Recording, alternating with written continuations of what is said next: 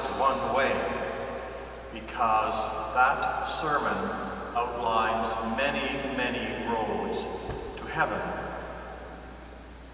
And I like to think that consecrated life in the church is among the many roads to heaven.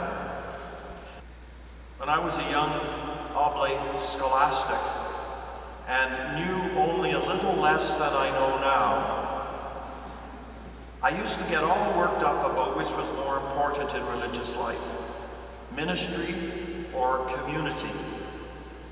The older I get, the more I realize that those are the discussions and the reflections of the young.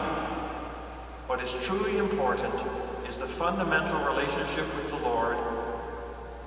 What I do and how I do it is secondary. Each consecrated person is consecrated to do precisely that in their own personal way and as a member of a specific religious order or congregation which has a specific charism and rhythm or rule of life. Each individual is richer because he or she is part of the community, and the community is richer because of their commitment. I quoted this before, this little quote before, and I apologize to those who may have heard it, but it's a beautiful quote. Kathleen Norris, in her spiritual biography called Acedia and Me, writes about her marriage. A lengthy vowed commitment of life and love with the Lord is not dissimilar, she writes, for any of us, affluent or not. It is by means of repeating ordinary rituals and routines that we enhance the relationships that nourish and sustain us.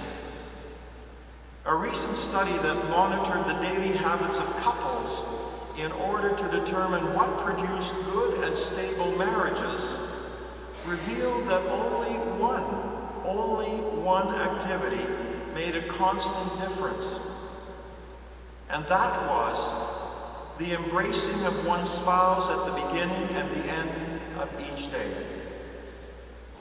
Every time a consecrated person makes their way to the chapel for prayer, every time they whisper a word of thanksgiving, every time they receive his body and blood, whether done with intention, in full consciousness, or simply done out of the habit developed over a lifetime of discipline, we believe that it is an expression of their love for him.